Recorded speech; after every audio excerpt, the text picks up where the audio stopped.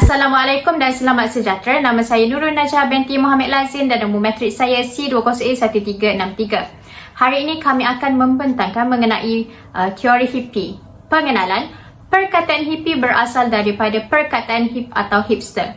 Dan pergerakan hippie ini mula terkenal pada tahun 1960-an dalam kalangan masyarakat barat.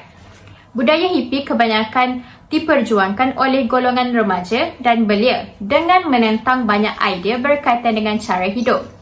Mereka juga sentiasa berambut panjang dan hidup secara berkumpulan serta mengambil barangan terlarang seperti dadah.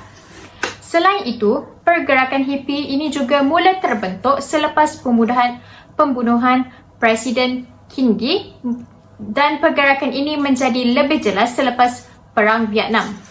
Disebabkan pergerakan hippie ini, undang-undang telah diwujudkan dengan mengharamkan penggunaan dadah dan penggunaan dadah terlarang dan diskriminasi terhadap etnik, kaum dan gaya hidup yang lain.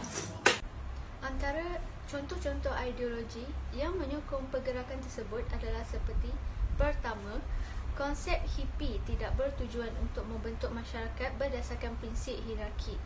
Sebaliknya, dalam budaya ini, setiap individu dianggap sama dengan yang lain iaitu mempunyai nilai yang sama. Ia mewakili revolusi secara berfikir orang biasa dengan paradigma penindasan. Idea keselamatan dan kesaksamaan ini sangat menarik minat generasi muda. Dengan itu, pergerakan tersebut mendapat populariti dan bilangan penyokongnya yang semakin berkembang. Yang kedua, prinsip ideologi hippies diilhamkan oleh pasifisme yang mencerminkan dalam penolakan keganasan dan perkhidmatan ketenteraan. Pada awal subkultur ini, tumpuan ideologi mereka adalah menamatkan Perang Vietnam.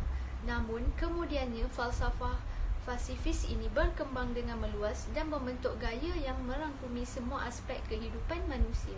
Yang ketiga, mereka percaya bahawa pakaian hippies termasuklah pakaian berwarna terang, lusuh, kemeja T bertali leher, manik, sandal atau berkaki ayam dan barang kemas adalah sebahagian daripada pernyataan tentang siapa mereka. Keengganan mereka terhadap komersialisme juga mempengaruhi gaya pemakaian mereka.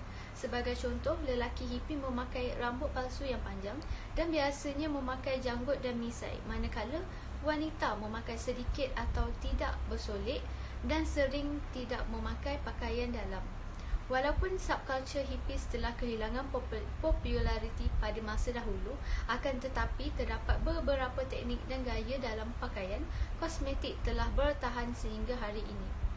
Yang keempat, mereka memeluk aspek falsafah timur dan mencari makna baru dalam kehidupan. Hippies selalunya vegetarian dan percaya kepada amalan alam sekitar yang mesra alam.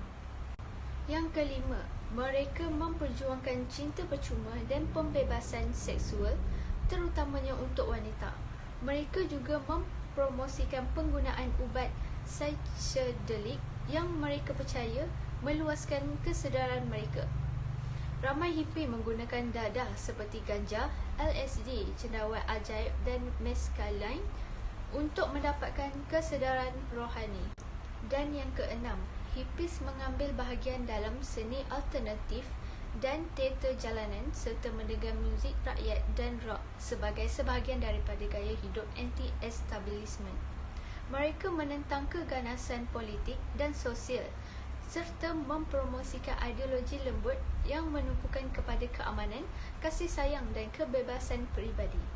Bagi implikasi fashion hippie yang dikenali sebagai bohemian atau buhu yang muncul pada tahun 1960 sebagai gerakan budaya dan sosial yang penting. Ia sangat dipengaruhi oleh idealisme yang daripada era hippie ketika itu, di mana ia menolak nilai-nilai utama masyarakat dan berusaha untuk memeluk kebebasan individu, kedamaian dan kasih sayang. Fashion hippie yang mempunyai pelbagai budaya dan mendapatkan inspirasi daripada tradisi global. Gerakan kontra budaya ini yang dicirikan oleh penolakan terhadap etnorisme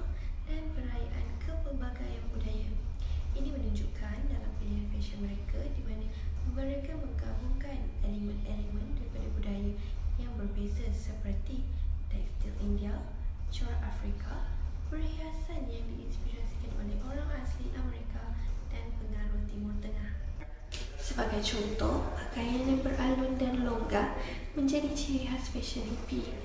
Wanita sering menggayakan gaun yang panjang yang diperbuat daripada bahan semula jadi seperti kapas atau linen.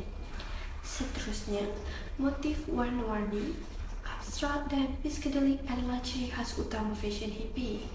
Pemakaian dan teknik tie-dye dan batik memberikan sentuhan artistik yang unik pada pakaian. Fashion hippie menekankan pembebasan dari batasan gender dalam pakaian. Wanita dan lelaki sering memakai pakaian dengan gaya yang serupa seperti seluar bell bottom, baju berlengan panjang, kemeja bermotif dan jaket berfringe. Akhir sekali, aksesori yang memainkan peranan penting dalam fashion hippie. Perhiasan yang berukir, rantai panjang, gelang, cincin dan pengikat kepala yang bermotifkan alam semula jadi telah menjadi pilihan utama mereka. Seterusnya, saya akan meneruskan pembentangan ini. Saya Nur Ashkin binti Abdullah bernama matrik C20E1225. Gaya hidup hippie telah memberi kesan dalam kehidupan masyarakat kita pada hari ini. Selain daripada implikasi terhadap fashion, hippie juga telah memberi kesan dan pengaruh kepada gaya hidup. Gaya hidup hippie lebih memilih cara hidup bebas. Mereka berkongsi rumah, mengambil dada dan mengamalkan pergaulan bebas dan sebagainya. Gaya hidup hippie lebih memilih cara hidup yang bebas. Sebagai contoh, mereka mengamalkan pergaulan bebas, pengambilan dada seperti ganja dan halusinogen LSD dan sebagainya. Pergaulan bebas mereka melibatkan hubungan seks, homoseksual dan transseksualiti secara terbuka. Dari segi pekerjaan, mereka mula menerima pekerja daripada kaum wanita dan bukan hanya tertumpu kepada kaum lelaki sahaja. Kaum hippie juga hidup secara nomad dan tinggal secara berpindah rendah untuk mengelakkan masyarakat yang konservatif. Sebagai contoh, mereka tinggal di dalam van dan juga kemah. Van Volkswagen telah dijadikan sebagai kenderaan untuk bergerak dari suatu tempat ke tempat yang lain dan sekaligus menyebarkan budaya mereka. Van ini telah dilukis dengan slogan dan corak-corak yang unik pada van tersebut. Pada pendapat saya, gaya hidup hippie telah memberikan pengaruh yang besar terutamanya kepada golongan anak muda. Dan itu sahaja, pergerakan hippie juga mempunyai kebaikannya antaranya dari segi gaya hidup yang lebih santai dan terbuka. Gerakan hippie ini juga telah membawa satu perubahan terhadap dunia seni, terutamanya dunia fashion. Namun ia juga memberi kesan yang buruk terhadap gaya hidup melalui pergaulan bebas dan sebagainya yang boleh merosakkan diri seseorang individu sekiranya tidak dikawal dengan cara yang sepatutnya. Itu sahaja daripada saya. Sekian, terima kasih. Sebagai kesimpulan, gerakan ini perlulah dilihat dan dinilai dari sudut pandang yang berbeza.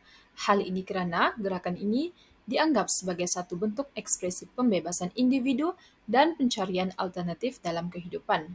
Seterusnya, gerakan ini juga memberikan kontribusi penting dalam perubahan sosial dan budaya serta pengaruh terhadap kesedaran lingkungan dan hak asasi manusia. Akhir sekali, gerakan ini juga menghadapi beberapa kritikan dan kontroversi. Hal ini kerana sesetengah masyarakat menganggap gerakan ini sebagai gerakan yang tidak realistik dan idealis. Itu sahaja daripada kumpulan kami. Sekian, terima kasih.